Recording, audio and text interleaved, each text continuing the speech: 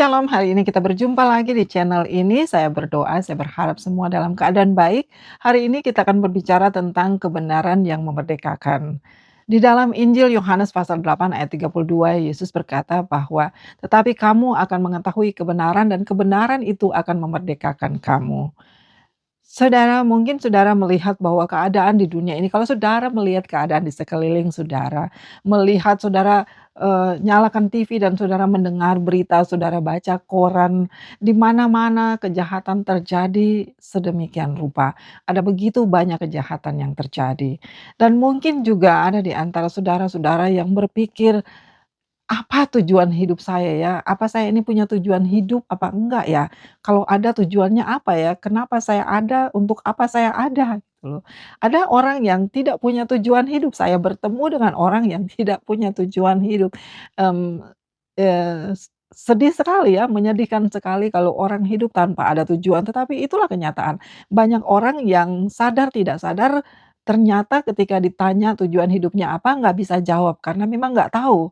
Nah, atau mungkin juga ada di antara saudara yang, saat ini sementara mungkin karena sakit, karena pergumulan yang banyak dan saudara mulai dikuasai oleh ketakutan. Ketakutan itu mulai, berjalan di dalam saudara dan saudara mulai, bertanya-tanya, "Ini kalau misalnya saya besok hari terakhir saya hidup di dunia ini, saya kemana ya? Apa saya nanti ada di surga atau saya ada di tempat lain?" Dan itu mendatangkan ketakutan bagi kita. Ada mungkin di antara saudara yang berpikir, "Kira-kira saya bisa Kak ya masuk surga? Kira-kira saya ini, lulus nggak kalau ditimbang-timbang masuk surga apa enggak?" Dan itu membuat ketakutan itu datang pada kita. Itu, adalah satu situasi yang sangat manusiawi. Tapi hari ini Yohanes 8 ayat 32, di sana kita baca sama-sama, "Dan kamu akan mengetahui kebenaran dan kebenaran itu akan memerdekakan kamu.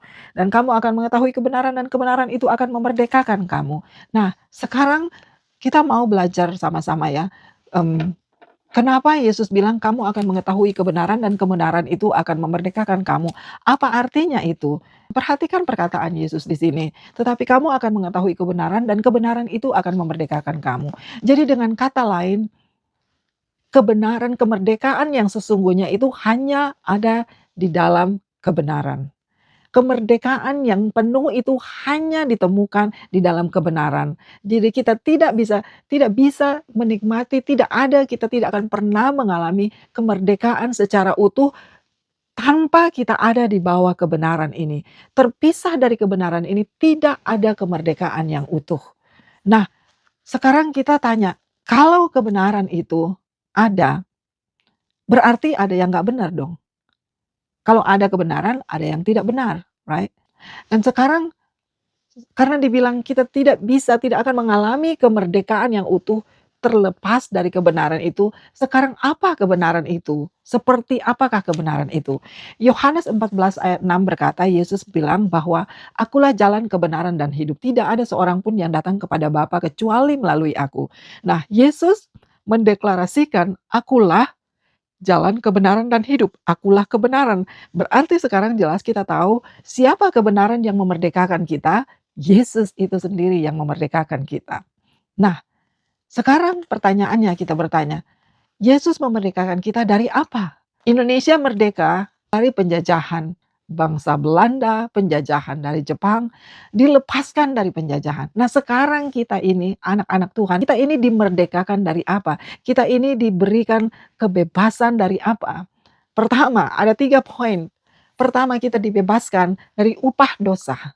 Kita dibebaskan dari upah dosa. Yesus naik ke Bukit Golgota, menyerahkan nyawanya, mati bagi saya dan saudara. Itu karena dia melepaskan kita yang pertama kali itu, yaitu karena dia mau melepaskan kita, menyelamatkan kita dari konsekuensi, dari kematian yang kekal, dari upah dosa. Karena Alkitab bilang bahwa upah dosa adalah maut. Nah, Yesus menggagalkan itu, Yesus membatalkan itu dengan kematiannya di kayu salib. Yesus membatalkan upah dosa yang seharusnya saya dan saudara terima, yaitu kematian. Kematian seperti apa? Bukan kematian yang seperti yang kita lihat dalam kehidupan, normal kita sebagai manusia, ada yang sakit kemudian meninggal, bukan kematian yang seperti itu. Yang Yesus bicarakan, Dia lepaskan kita, Dia merdekakan kita dari kematian yang kekal, dari keterpisahan kita dengan Tuhan. Karena kalau kita mati tidak di dalam Tuhan, kalau kita mati tanpa menerima kebenaran itu, maka kita akan masuk dalam kekekalan terpisah dari Allah. Kita akan hidup dalam kekekalan di mana tidak ada hadirat Tuhan, tidak ada kehadiran Tuhan. Di mana itu? Di neraka yang kekal. Nah, Yesus menyelamatkan kita. In case kita tidak mengerti seberapa parahnya kematian yang kekal itu, tidak ada satu orang pun yang dapat menyelamatkan kita dari tempat itu. Karena itulah sekarang di masa sekarang ini adalah kesempatan untuk kita menerima kebenaran itu yang akan memerdekakan kita, yang akan melepaskan kita, membatalkan hukuman yang kekal itu, kematian yang kekal itu. Kebenaran yang Yesus bicarakan adalah kebenaran yang memerdekakan kita dari upah dosa yang adalah maut. Yang adalah maut, kematian, bukan kematian sementara, bukan cuma tutup mata secara jasmani, tapi kematian yang kekal. Sometimes, kadang-kadang saya lebih suka mengingatkan diri saya sendiri bahwa kematian yang kekal itu pada dasarnya bukan mati, tetapi penderitaan yang kekal. Kita menderita tidak ada kesudahannya. Dan itu yang Yesus bayarkan, itu yang Yesus batalkan dari hidup kita dengan naik ke atas bukit Golgota, dengan naik di atas kayu salib. Dan yang kedua, kebenaran itu memerdekakan kita dari otoritas, dari kekuatan, dari kekuasaan dosa. Dosa tidak lagi berkuasa atas kita sehingga kita tidak perlu menghambakan diri lagi pada dosa. Karena Yesus sudah mati di atas kayu salib mematahkan kuasa dosa itu sehingga kita punya otoritas untuk berkata tidak ketika iblis menawarkan dosa itu pada kita. Sehingga kita punya otoritas untuk berjalan menghindar, menjauhi dosa, menjauhi pencobaan itu supaya kita tidak jatuh dalam dosa itu. Karena apa? Karena Yesus sudah mematahkan kuasa dosa itu dari hidup kita. Jadi tidak ada lagi kita bilang, aduh saya ini pengen pengen berhenti berbuat dosa, saya berhenti dari mencuri, dari menipu, saya mau berhenti dari melakukan hal-hal yang tidak benar, saya mau berhenti dari berzina, berhenti dari mabuk-mabuk, tapi saya nggak bisa, saya nggak kuat. Karena dosa itu begitu berkuasa atas saya. Kita tidak bisa bilang seperti itu karena Yesus sudah mematahkan kuasa dosa seperti itu. Yang ada kitanya yang tidak mau dibebaskan dari situ. Tetapi Yesus sudah mematahkan kuasa dosa itu sehingga saya dan saudara tidak perlu hidup di bawah perhambaan dosa itu lagi. Yang ketiga, kebenaran itu memerdekakan kita dari kehadiran dosa di dalam hidup kita, di hidup yang kekal. Sekarang kuasa dosa itu sudah dipatahkan, tapi dosa itu masih bisa datang dan menawarkan tawaran-tawarannya pada kita. Iblis itu bekerja seperti seorang marketing yang punya begitu banyak strategi, menawarkan kita untuk tergiur, untuk mau mengambil dosa yang dia tawarkan. Tapi ada satu waktu ketika kita masuk dalam kekekalan, dosa tidak akan pernah ada lagi di sana. Tidak ada lagi perjuangan kita melawan dosa, tidak ada lagi perjuangan kita untuk menentang dosa karena dosa tidak diizinkan Tuhan masuk ke tempat itu. Tempat itu cuma diperuntukkan bagi orang-orang yang sudah dibebaskan, yang sudah dimerdekakan oleh kebenaran itu sendiri. Nah, bagaimana supaya kebenaran itu benar-benar boleh menuntun langkah hidup kita? Di dalam Injil Yohanes pasal 1 ayat yang pertama dikatakan di sana, pada mulanya adalah firman. Firman itu bersama-sama dengan Allah dan firman itu adalah Allah. Jadi ada banyak sekalipun orang-orang yang rajin pergi ke gereja, tapi masih banyak tidak memahami kebenaran firman Tuhan. Dan karena tidak memahami kebenaran firman Tuhan, jadi bulan-bulanannya iblis. Iblis mempermainkan kita ketika kita tidak mengerti kebenaran firman Tuhan. Untuk mengerti kebenaran firman Tuhan, kita tidak perlu sekolah tinggi, kita tidak perlu menjadi orang yang jenius, orang yang berpendidikan tinggi. Sekalipun sekolah tinggi untuk belajar itu penting, tetapi untuk mengerti firman Tuhan kita tidak dibatasi oleh apapun juga. Kita cuma perlu datang dengan hati yang lapar dan haus akan firman Tuhan, yang rindu untuk belajar firman Tuhan. Ada begitu banyak orang Kristen ini bicara orang Kristen yang masih tidak mengerti kebenaran firman Tuhan, dan sedih sekali, kita percaya atau tidak, salah satu hal yang sangat merugikan ketika kita tidak mengerti firman Tuhan, kita bisa dipermainkan, kita bisa dengan mudah dimanipulasi oleh orang,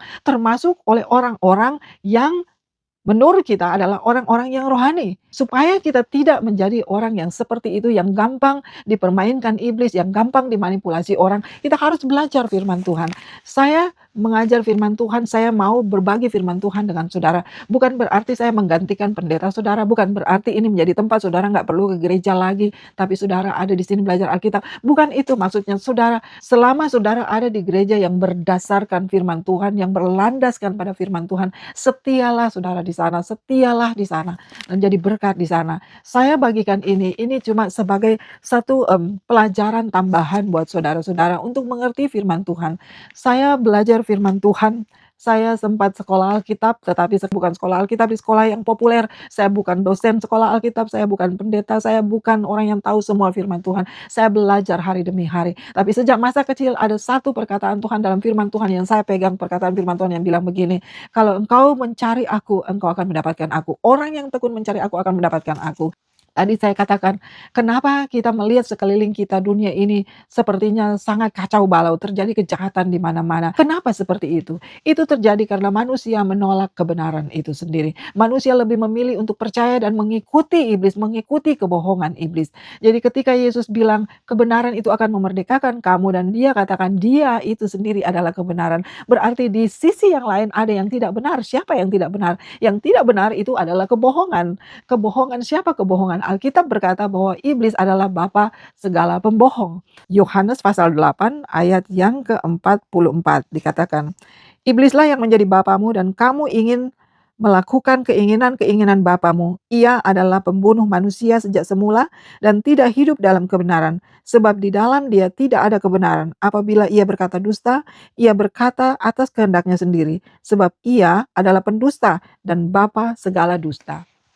Jelas sekali di sini bahwa iblis itu adalah bapa segala pendusta. Jadi kita harus memilih apakah kita berada dengan Yesus di dalam kebenaran dan kebenaran itu memerdekakan kita, ataukah kita berada di bawah kekuasaan, di bawah otoritas kegelapan yaitu iblis itu sendiri. Nah, kejahatan itu terjadi di mana-mana karena hati manusia membawa satu penyakit yang disebut sebagai dosa. Karena manusia menolak untuk menerima kebenaran itu. Manusia menolak untuk percaya pada kebenaran itu. Manusia menolak kebenaran. Hasilnya ketika manusia menolak kebenaran, maka dia tidak ada di dalam kemerdekaan. Dia diikat, kuasa dosa itu berkuasa atasnya. Karena itu kenapa sekali lagi saya katakan biarlah melalui channel ini, saudara kita sama-sama belajar, kita sama-sama mendapat pengertian yang baru untuk memahami firman Tuhan. Dan kemudian kita bukan cukup supaya kita sudah bisa makan, kita dikuatkan oleh firman Tuhan. Tapi yang menjadi kerinduan saya yaitu supaya saudara juga bisa pergi keluar sana untuk membawa firman Tuhan itu pada orang lain, membagikan itu pada orang lain. Dan saya katakan tadi, mungkin ada di antara kita yang tidak mengerti, tidak tahu apa tujuan hidup saya. Saya pernah dalam satu pelayanan ke satu negara dan saya bertemu dengan orang yang tidak tahu apa tujuan hidupnya. Kalau ada orang yang tidak tahu, tidak mengerti apa tujuan hidupnya, kebenaran ini akan memberikan engkau tujuan. Kalau engkau menerima Yesus, engkau menerima kebenaran, engkau terima Tuhan, hidup dalam pertobatan, maka engkau akan menerima tujuan dalam hidupmu. Tujuannya apa? Yesus bilang, "Akulah jalan, kebenaran, dan hidup." Maka kita akan mulai berjalan pada jalan itu sesuai jalannya Tuhan.